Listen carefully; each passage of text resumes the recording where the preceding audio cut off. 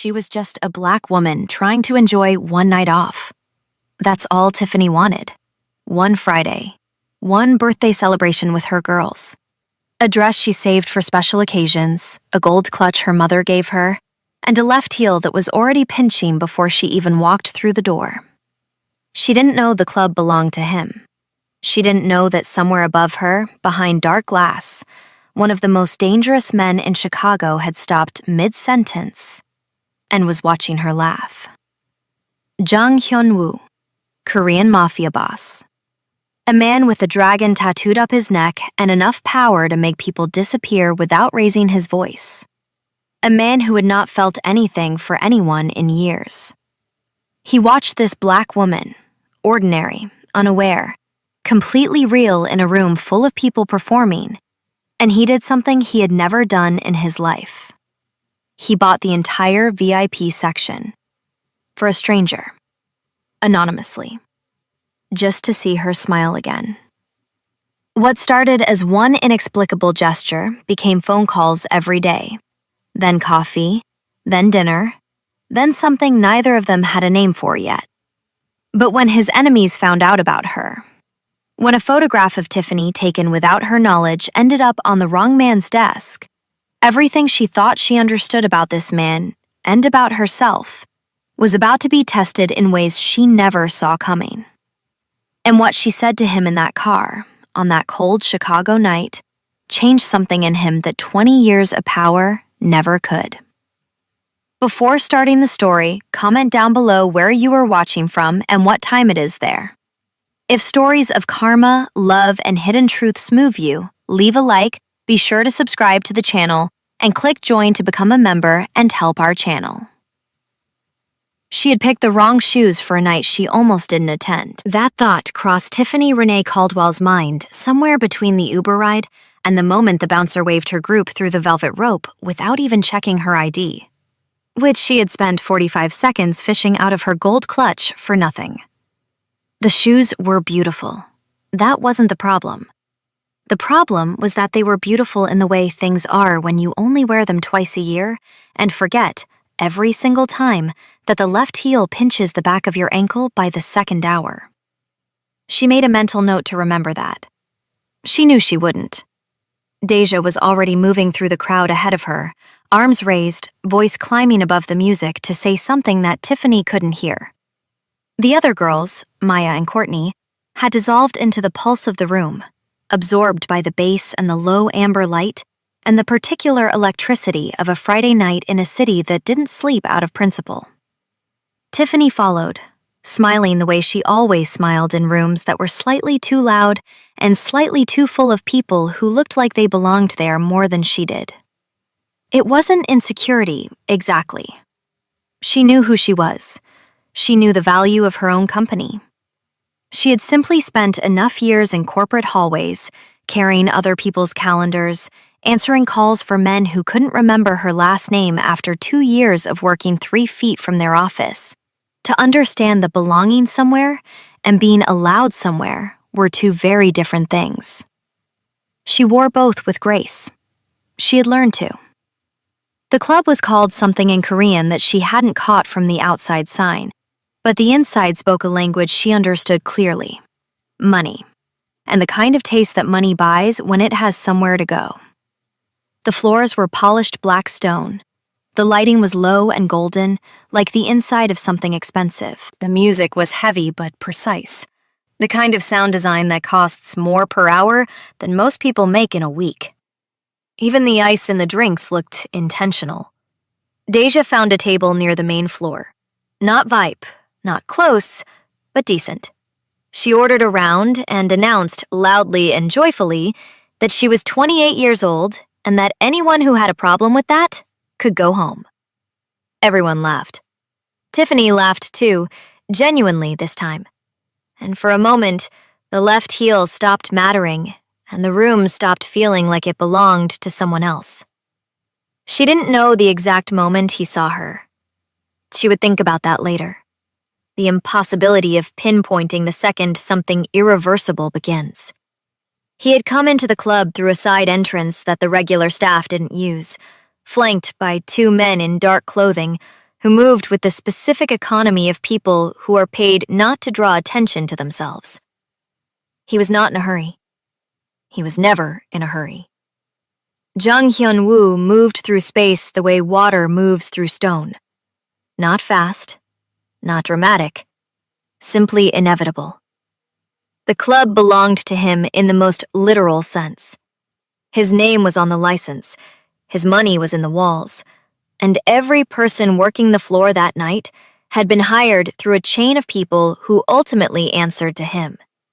He came in from time to time not to enjoy it, but to audit it, to feel the temperature of the room, to see if the thing he had built was still running the way he intended. He had 3 things to resolve that night: a supplier who had been skimming from the Eastern inventory, a conversation with a man who owed him a significant and overdue answer, and a renovation decision for the mezzanine that his architect had been waiting on for 11 days. He had every intention of being home before 1 in the morning. He was on the 2nd floor when he stopped. The glass that lined the upper level was dark enough from outside to be nearly invisible. A mirror to anyone below, a window to anyone above.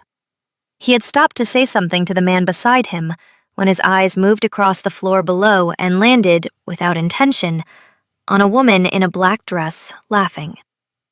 He didn't know what she was laughing at. He couldn't hear it. The sound didn't reach him. But he could see the way it moved through her. Starting somewhere in the chest, lifting through the shoulders, releasing into something unguarded and completely real. Her head went back slightly. Her hand came up to cover her mouth for half a second before dropping again. Like she had started to suppress it and then decided not to. The gold earrings caught the light. He watched for approximately 4 seconds. Then he finished his sentence to the man beside him, said nothing else, and walked to the window. He stood there longer than he should have. He was aware of that.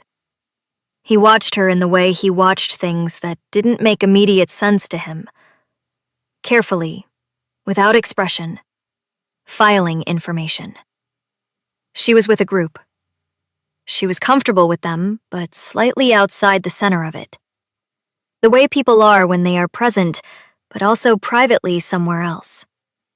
She moved when she danced, which she did briefly and without self-consciousness. But she kept coming back to a stillness that felt like home to her. She had a way of listening to whoever was talking that made it look like the most natural thing in the world. Like she was genuinely interested. Like she had nowhere else to be. He had spent decades reading rooms. It was survival, the same way breathing was survival. And what he read in her, from 40 feet above and through soundproof glass, was something he hadn't encountered in a long time. A person who was exactly where they were. Not performing. Not calculating. Simply there. He turned to his assistant and said it the same way he said everything.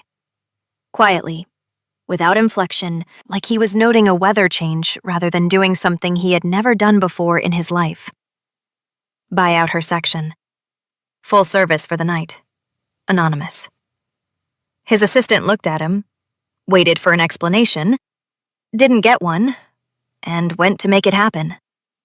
Tiffany was mid-conversation about Deja's neighbor's cat, which had apparently developed an unexplained hostility toward the mailman, when the server arrived. She watched the man set down the bottle with both hands and explain, with practiced discretion, that the table's service for the remainder of the evening had been taken care of, courtesy of the establishment, with compliments. Deja reacted the way Deja reacted to good news, which was loudly and with her whole body. Maya started scanning the room immediately, looking for the source.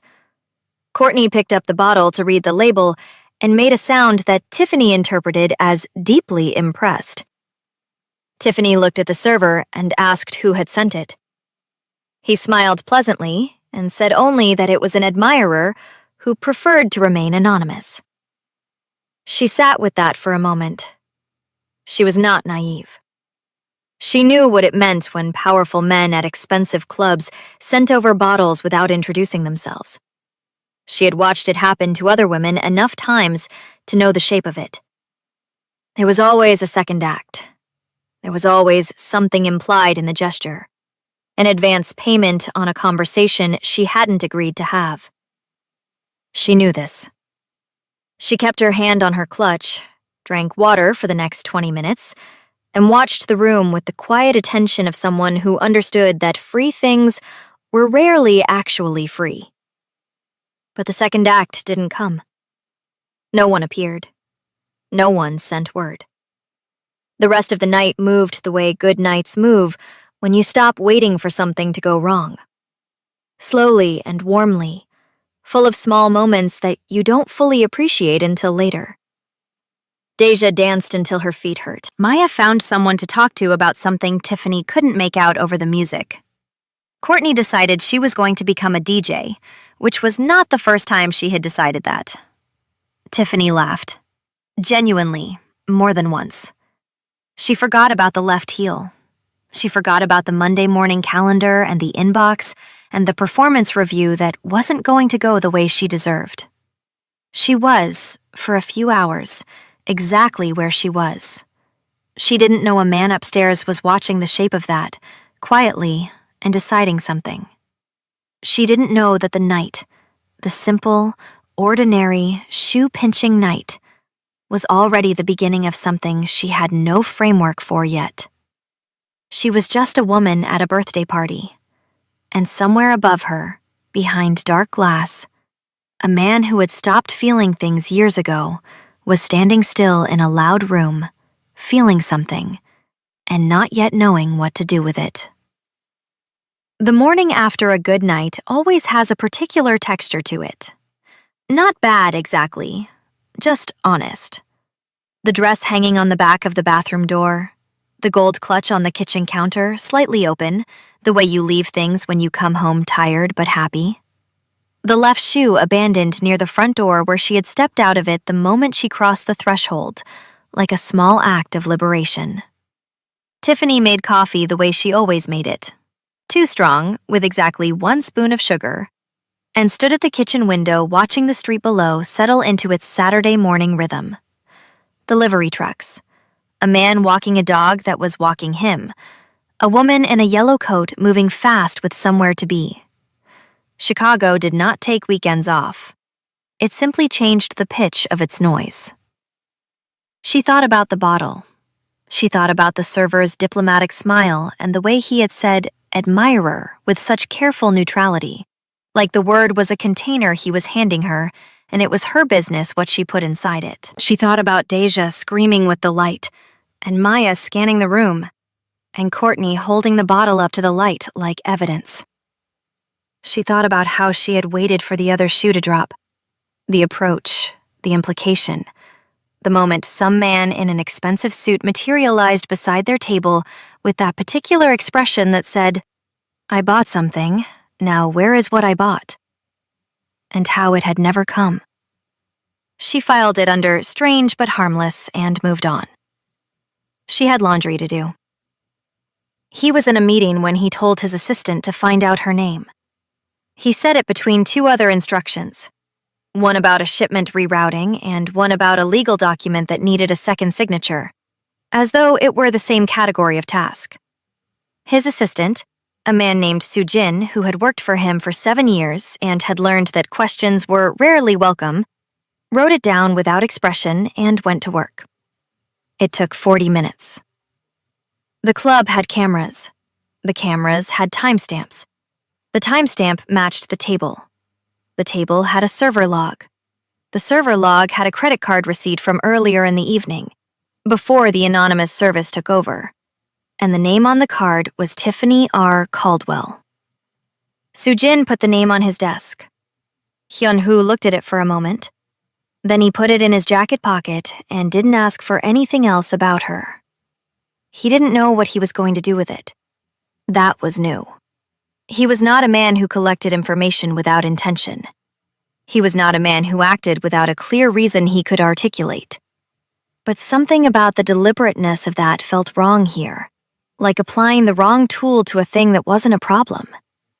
She wasn't a problem. She wasn't a variable. She was a woman who had laughed in a room full of people performing happiness, and it had done something to the inside of his chest that he didn't have efficient language for. So he put her name in his pocket and let it sit there for 2 days. On the third day, he called her. She almost didn't answer. The number was unknown, and she had a policy about unknown numbers, developed over years of spam calls and one deeply regrettable conversation with a man from her building who had somehow gotten her number from the front desk, which was to let them go to voicemail and evaluate from there. But something made her pick up on the fourth ring. She would not be able to explain it later. Maybe it was idle curiosity. Maybe it was the particular quality of the silence between the rings, which told her nothing and somehow still told her something. "Tiffany Caldwell," she said, the way she answered calls at work, crisp and prepared. A pause, then, "I should have introduced myself Friday night." She knew the voice immediately, not because she had heard it before, but because some voices arrive already familiar, already weighted, like they were designed to land. Low, unhurried, accented in a way that was precise rather than thick, like someone who had learned English as a second language and then spent years making it exact. She sat down on her couch. "How do you have this number?" she said. It was not quite a question. "I own the club," he said. "Information is easier to find than it should be. I apologize for that." She thought about hanging up. She thought about it the way you think about leaving a room when the conversation has just become interesting, as a theoretical option that your body has already decided against. "You sent the bottle," she said. "Yes." "Why?" Another pause, shorter this time. "Because you were the only real thing in the room." She told Deja about it 3 days later, in the way you tell a best friend something you haven't fully decided how to feel about yet, which is to say, starting in the middle of the story and working outward in both directions, watching the other person's face for cues. Deja's face cycled through several expressions in rapid succession. Surprise, the light, concern, the light again. "He owns the whole club?" "Apparently. And he found your name from the receipts." "That's what he said, Tiff." "I know. That's either very romantic or deeply alarming." "I know," Tiffany said again. "That's why I'm telling you." Deja was quiet for a moment, which for Deja meant something was serious. She stirred her drink. She looked at the table. She looked up. "Did you give him your number again?" "I didn't have to," Tiffany said. "He already had it." "Right." Deja nodded slowly. "And you're going to keep talking to him?" It wasn't a question. Deja knew her too well for questions like that. She knew the particular quality of Tiffany's voice when something had already moved something in her, when the decision had already been made somewhere below the level of conscious thought, and the conversation was just catching up. "I don't know what I'm going to do," Tiffany said. But she had already answered his second call. And his third. And she had laughed twice during the third one. Once at something he said, and once at the fact that she was laughing. Because it surprised her, and the surprise surprised her more. He called every day for 2 weeks. This was not something he had planned. He was not a man who planned softness. He had built his entire architecture of living around the principle that attachment was a liability, and that the most dangerous thing a man in his position could possess was something he couldn't afford to lose. He had watched men like him come undone by exactly this. By a woman, by a child, by some small, warm thing that became a pressure point, a target, a weapon in someone else's hands. He knew this. He had watched it happen.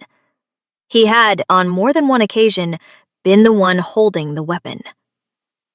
And yet, he called her on a Tuesday from a car outside a warehouse in Bridgeport, engine running, waiting for a meeting that was running late. He called her on a Thursday from a hotel room in New York, between two other conversations about money that would have seemed incomprehensible to her.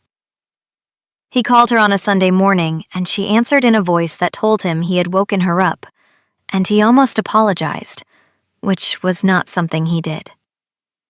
She talked to him about her job the way people talk about things that exhaust them, but also define them, with affectionate irritation. She talked about her mother in Atlanta, calls every Sunday, a woman who asked too many questions and meant all of them with love. She talked about the city with the quiet authority of someone who had lived in it long enough to know which version of it was real.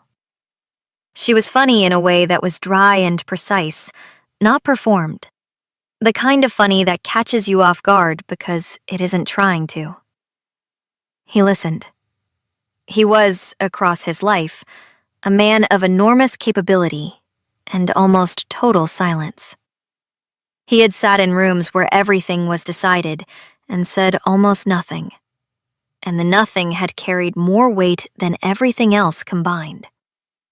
He knew how to process information, how to identify leverage, how to read the space between what people said and what they meant. He had never, in recent memory, simply listened to someone because he wanted to hear what came next. He wanted to hear what came next. The first time they met in person after the club, she picked the place. She was very clear about that with herself. She was not going to his territory, not going to anything he chose, not going to sit in a room where all the power in the room was his before she even arrived. She picked a coffee place on the north side, busy enough that it felt safe, public enough that it felt like she had options. He arrived exactly on time. She had expected late, the way powerful men are late as an assertion of priority. He was on time to the second. He looked different in daylight. She had seen him only briefly that first night, in low club light, in a context that already made him larger than ordinary. In the afternoon, in a coffee shop, he was still large. Not in a way she could explain easily, not just his height or his build, but in the quality of the space around him. The way the room reorganized itself slightly around his stillness, but also more specific, more detailed. She could see the neck tattoo clearly now. The dragon reaching upward, intricate, permanent, like a decision made a long time ago that he had never once regretted. She could see the way he looked at her when she sat down. Not sweeping, not appraising, just direct. Like she was the only thing in the room worth looking at, and he saw no reason to pretend otherwise. She thought, I am in over my head. She smiled anyway. You're on time, she said. I'm always on time, he said. I didn't know that. Now you do. She ordered her coffee. He ordered nothing, then changed his mind and ordered tea, which she hadn't expected. She didn't know why she'd had expectations about his order. She noticed that she did. They talked for 2 hours. It didn't feel like 2 hours. It felt like the particular compression of time that happens when you are paying full attention to something, when the conversation is moving fast enough that you don't notice the gaps, when you are learning someone at a pace that feels both slow and somehow urgent. He didn't tell her what he did. Not really. He told her about the clubs, the legitimate surface of it, and she let him, because she was not ready yet for whatever was underneath, and she suspected he wasn't ready to say it. There were things he didn't answer directly, angles he moved around with the practiced ease of someone who had been doing it for so long it had become unconscious. She noticed every one of them. She filed them. When she stood to leave, he stood too. He walked her to the door. He did not touch her. At the door, she turned. I'd like to do this again, she said. He looked at her for a moment. That direct, unhurried look that she was beginning to understand was not blankness, but the opposite of it. "So would I," he said. She walked to her car in the November cold, the city loud and ordinary around her, and felt something shifting in her chest, like furniture being rearranged in a room she had kept closed for a long time. She didn't look back. But she knew, without looking, that he was still standing at the door, watching her go. There is a particular kind of knowing that lives below the level of language. It doesn't announce itself. It doesn't arrive with evidence or argument or a clean list of reasons you can read back to yourself at 2 a.m. when the room is quiet and honest. It simply settles into you over time, the way cold settles into a house in winter. Gradually, through the small gaps you didn't think to seal, until one day you realize the temperature has changed, and it has been changing for a while, and you were the last one to notice. Tiffany noticed on a Wednesday. She was at her desk, 3rd floor of a building downtown that smelled like printer toner and other people's ambition, transferring a call for a man who had mispronounced her name for 14 months, despite the placard on her desk that spelled it out in clean block letters. She was doing this the way she did everything at that job. Efficiently, without complaint, with the particular grace of someone who has decided that their dignity is not contingent on whether anyone else in the room can see it. She put the call through. She updated a calendar. She answered an email in 3 sentences that would have taken her manager a paragraph and a half.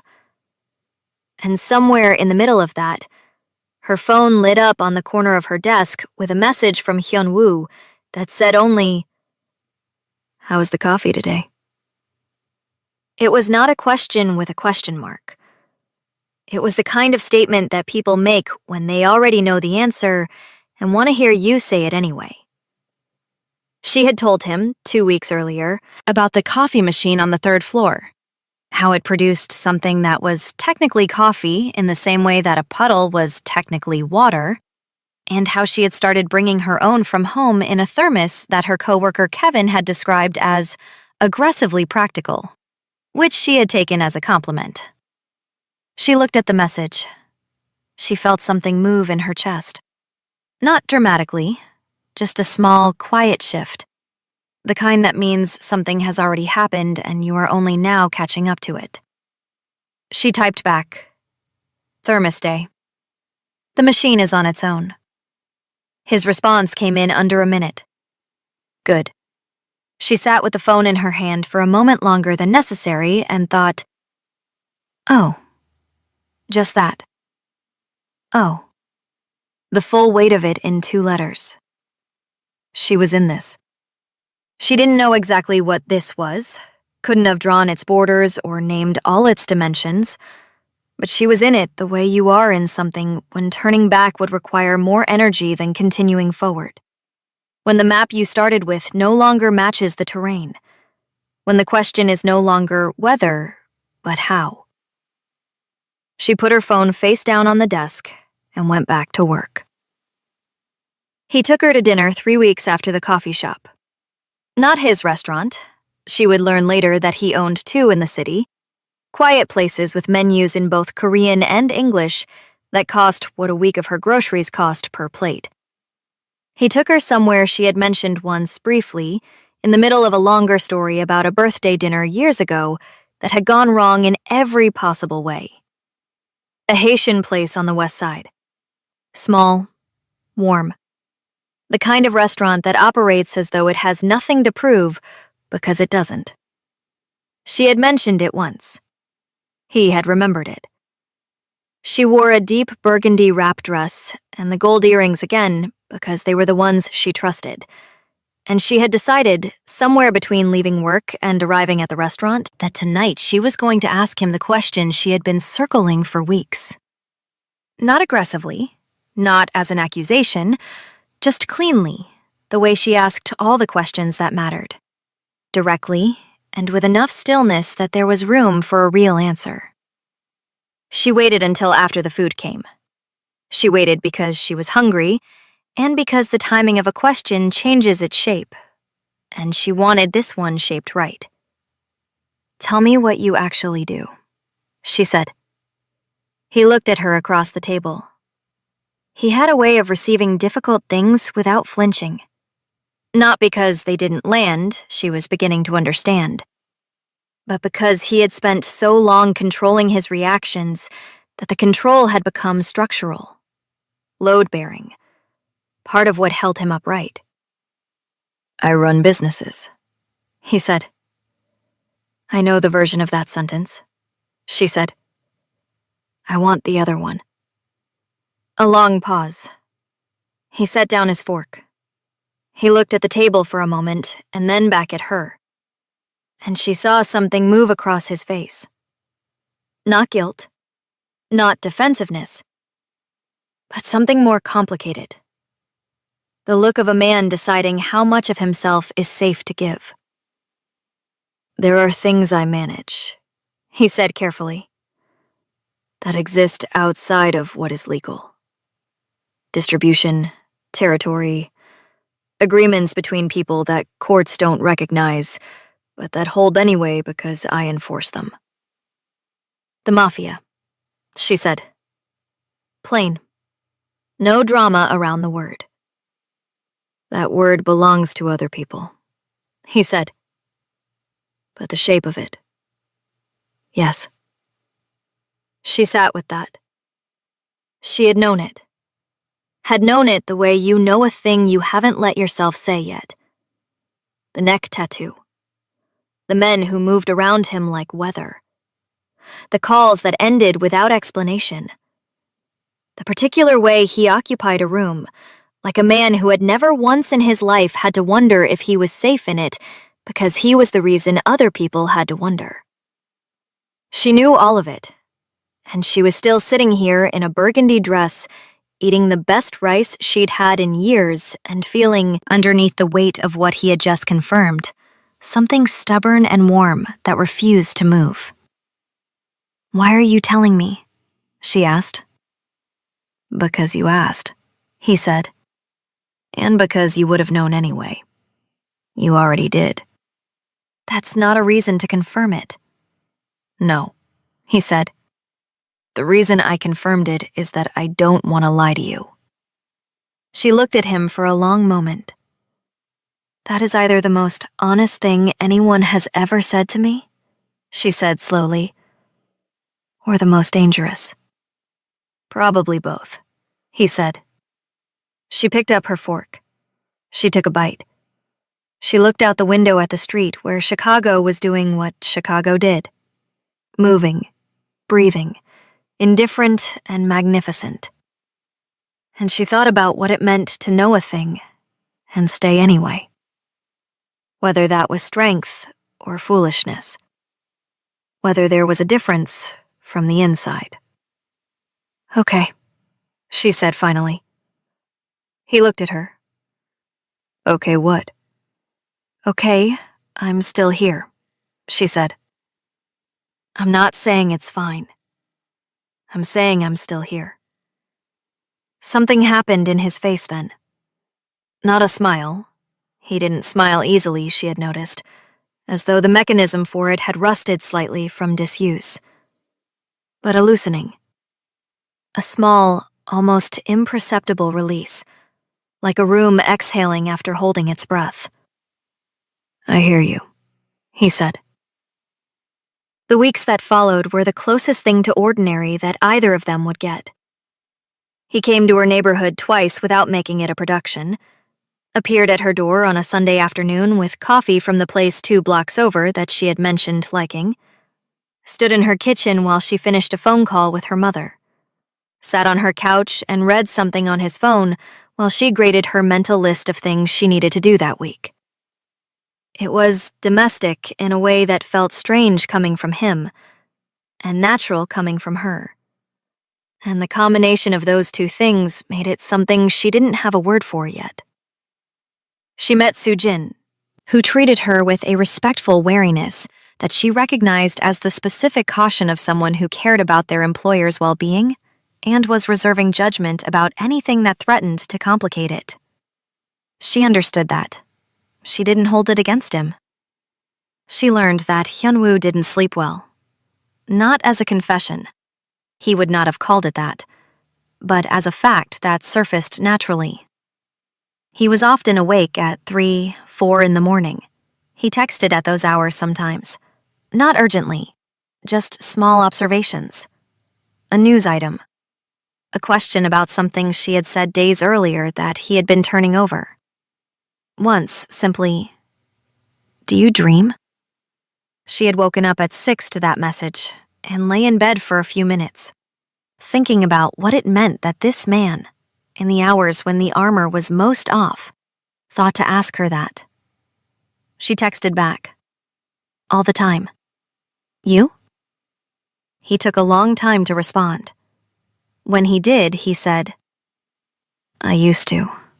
Not recently." She didn't ask him to explain. She thought she understood. There was an evening in early December when everything felt exactly right, and she almost didn't notice it because it arrived quietly, without announcement. They were in his apartment. She had been there twice before, a high floor in a building downtown that was minimal and precise in the way she had come to understand was his natural language. Everything selected and purposeful, nothing extra. And she was sitting on the floor by the window with her legs crossed, reading something on her phone, while he sat on the couch behind her working through a document she wasn't meant to see and that she had no interest in seeing. The city was lit below them, grid and pulse and motion, doing what it always did. There was music playing low, something Korean, melodic, older, that she didn't know the name of and didn't ask about. At some point, she became aware that he had stopped working. She looked up. He was watching her. Not with intensity, not with calculation, just watching. The way you watch something that you want to keep. "What?" she said. "Nothing," he said. "Just looking." She turned back to her phone. She felt warmth move through her that had nothing to do with the heat in the apartment. "You do that a lot," she said. "I know.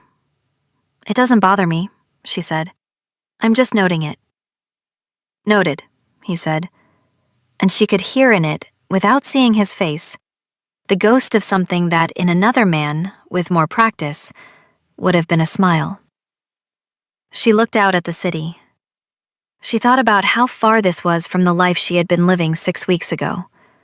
The exact same apartment, the exact same job, the exact same coffee in the exact same thermos, the same Sunday calls with her mother, and the same Friday nights that she sometimes canceled because the couch was easier. The same Tiffany. And also not. She thought about how the smallest decisions are the ones that move the most. Not the dramatic ones, not the ones you deliberate over for weeks. The ones you make in 4 seconds with a ringing phone in your hand, tired from a Friday night, with a left heel that had pinched the whole ride home. She had answered the phone. Everything after that was everything after that. What she didn't know, couldn't know, sitting warm and quiet 60 floors above the city that was indifferent to all of it, was that 2 miles away, in a room with no windows, a man she had never met was holding a photograph of her that had been taken without her knowledge on a street she walked every single day. And he was not looking at it with admiration. He was looking at it the way men like him looked at things they intended to use. The music played. The city moved below. Hyunwoo sat on the couch behind her and watched her the way you watch something you are afraid, for the first time in a long time, of losing. He didn't know yet either. But something in him, some old, battle-worn instinct that had kept him alive through things she would never fully know, had started, quietly, without his permission, to get ready. The photograph was taken on a Tuesday. She never knew that. She would never know the specific Tuesday, never know the angle, never know that the man behind the camera had been sitting in a gray sedan across the street from her office building for 3 days before he got the shot he needed. Her face clear, her expression unguarded. The office building visible behind her in a way that confirmed where she worked and when she left, and how long the walk was to the parking structure on the corner. 3 days of her ordinary life, documented by someone whose name she would never learn, for a purpose she was never meant to understand. The photograph moved through 3 sets of hands before it reached the man who had commissioned it. A man named Dmitry Vasilenko, who ran the eastern corridors of Chicago's underground with the particular brutality of someone who had grown up watching brutality succeed and had drawn the obvious conclusion. He was not sophisticated in the way that Hyun-woo was sophisticated. He did not believe in restraint as strategy. He believed in pressure, in finding the place where something bends and pressing until it broke, and then using the break. He had been watching Hyun-woo for 2 years. Not out of fear. He would never have admitted fear. But out of the specific attention you pay to someone who is quietly acquiring what you want. Moving into spaces you intended to occupy. Doing it without confrontation and without announcement, and therefore without giving you anything to push against. Hyun-woo's expansion had been invisible until it wasn't. By the time Vasilenko understood its full shape, it had already cost him 3 distribution agreements and a port arrangement that had taken him 4 years to build. He needed a pressure point. He had been looking for one for 18 months. Hyun-woo was, by design and by discipline, a man without them. No family he was close to, no partners he was sentimental about, no visible attachments that couldn't be replaced. And then, there was a woman in a black dress at a club on a Friday night. Vasilenko looked at the photograph for a long time. He thought about what it meant that a man like Jang Hyun-woo had done something as irrational and visible as buying out a stranger's table. He thought about the follow-up surveillance, 2 weeks of it, that showed the same woman entering Hyun-woo's building, leaving Hyun-woo's building, receiving coffee from a place 2 blocks from her apartment that she had not gone to before this started. He put the photograph on his desk and made a decision. Not to hurt her. Not immediately. That would be too direct, too loud, and Hyun-woo would retaliate in ways that Vasilenko was not yet prepared for. No. He wanted something smaller and more precise.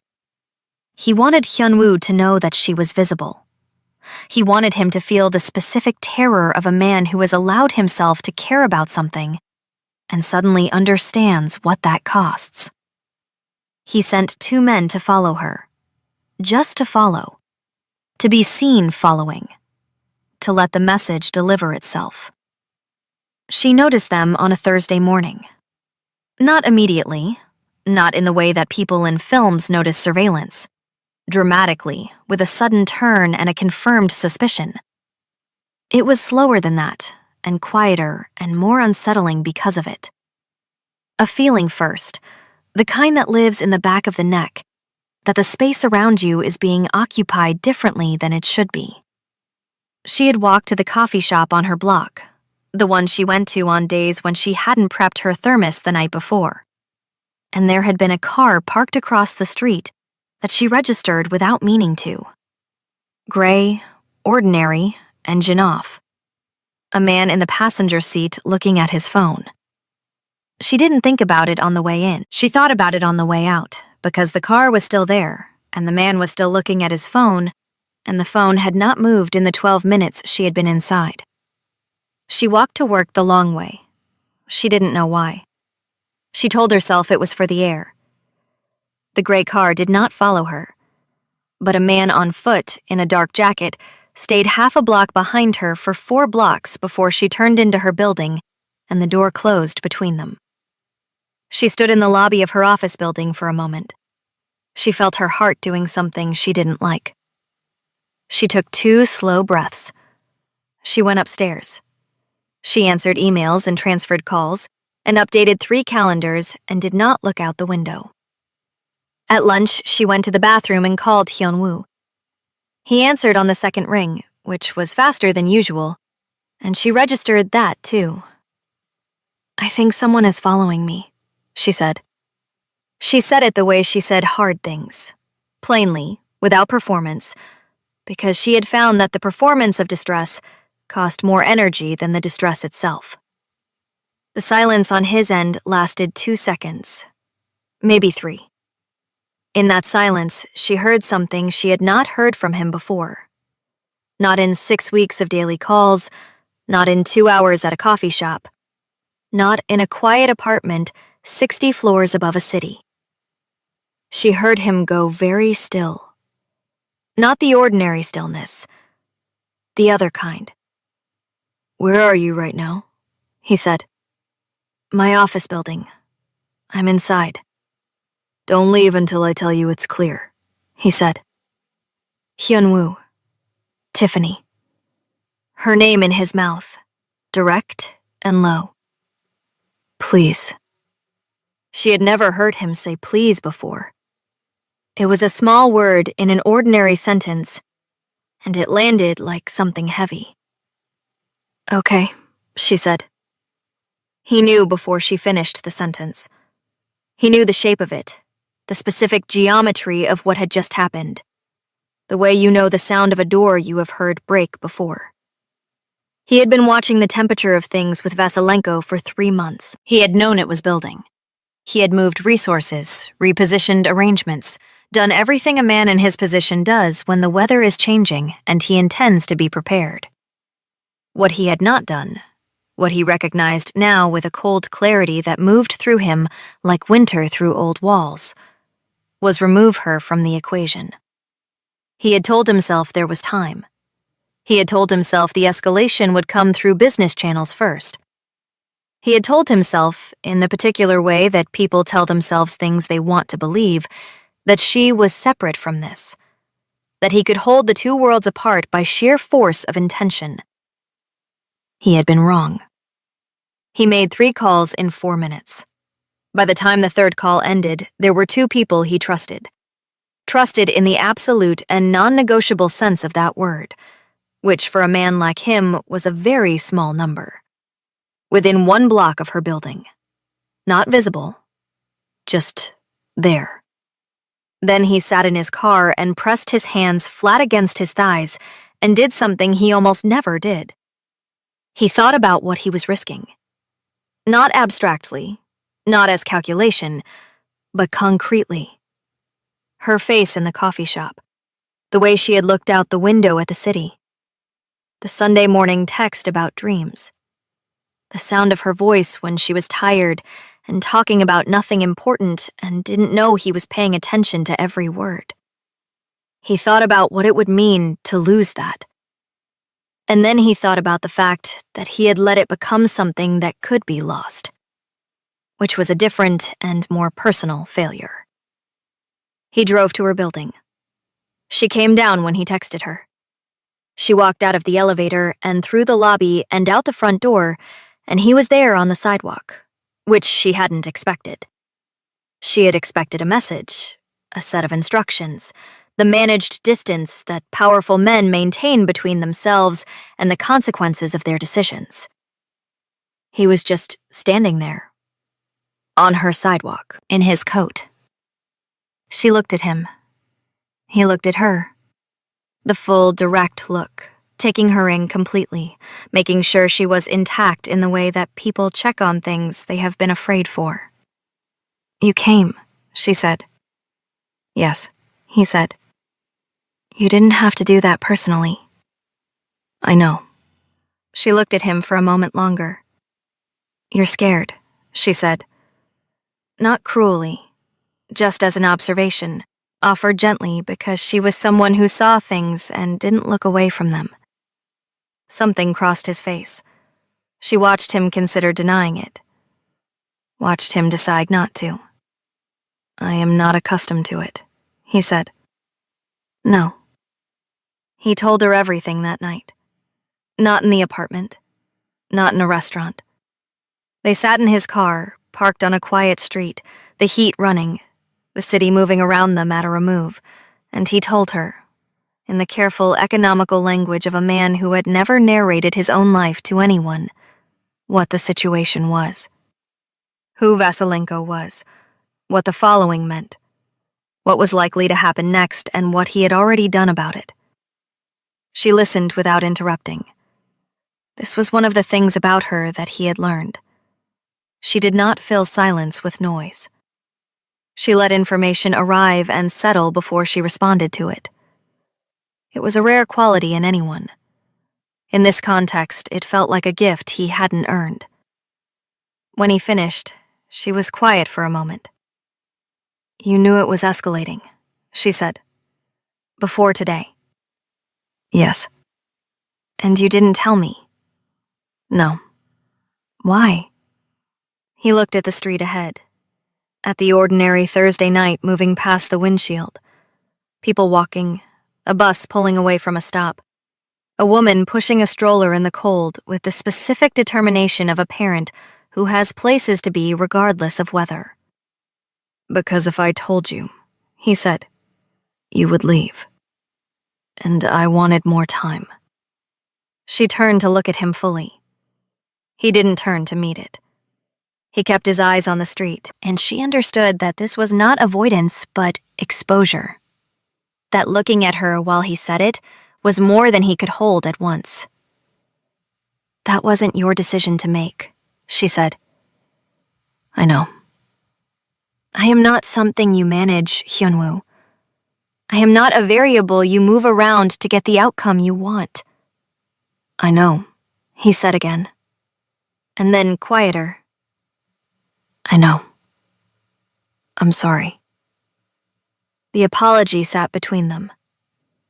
She could feel the weight of what it cost him. Not performing contrition, but actually arriving at it, which for a man who had spent decades being the one who was never wrong in any room that mattered, was not a small thing. She looked at her hands in her lap. She thought about the thermos on her desk, the Sunday calls with her mother, the life that had been exactly what it was before a phone rang on a Friday night and she had made a 4-second decision that brought her here, to this car, on this street, next to this man who was the most dangerous and most honest thing that had happened to her in years. She thought about who she was before and who she was now, and whether those were different people or the same person finally in a situation that required her full size. "I need you to understand something," she said. "I am not afraid of hard things. I did not survive this city, this job, this life by being someone who runs from hard things. But I will not be protected from the truth by someone who thinks protection means control. Do you understand what I'm saying?" He turned to look at her then. Finally. The full, unguarded look. No calculation in it, no management. Just a man looking at a woman who had just said something that reached the part of him that almost nothing reached anymore. "Yes," he said. "Then we do this differently," she said. "If I'm in it with full information. Not managed, not handled. With you." He looked at her for a long time. "That puts you at more risk," he said. "That's my risk to take," she said. "Not yours to decide." Something settled in him. She could see it. The same loosening she had seen at dinner, but deeper this time, reaching something more structural. Like a man setting down a weight he had carried so long he had forgotten he was carrying it. "Okay," he said. "Okay," she said. Vasilenko's men were intercepted before the week was out. She was not told the details and did not ask for them. She understood, in the way she was learning to understand things in this life, that there were edges she could approach and edges she couldn't, and that knowing which was its own kind of intelligence. The threat dissolved the way threats do when the person being threatened turns out to have more capacity than anticipated. Quietly, without ceremony, the gray sedans stopped appearing. The man in the dark jacket did not come back. She went to work. She answered phones. She updated calendars. She carried her thermos. Kevin from accounting said she seemed different lately. She asked him what he meant. He said she just seemed like she was taking up more space. She thought about that for the rest of the afternoon. She called her mother on Sunday. Her mother asked if there was someone. Her mother always asked. This time, Tiffany paused for half a second longer than usual before saying maybe instead of no. And her mother, who had raised her to notice the weight of words, heard the whole story in that half second and said only, "Be careful, baby girl. But don't be so careful you miss your life." She sat with that for a long time after they hung up. 3 weeks later, she was at his apartment again. Not for any particular reason, because it had become, without announcement or ceremony, a place she went. She was on the floor by the window. Her spot, which had become her spot without either of them naming it. And he was on the couch, and the city was doing what it always did below them. Vast and indifferent and alive. He said, without looking up from what he was reading, "I dreamed last night." She looked up. "Yeah?" "Yes." What about? A pause. Long enough that she thought he might not answer. "This," he said. "Just this." She looked at him. He looked back at her. The city moved below. The music played low.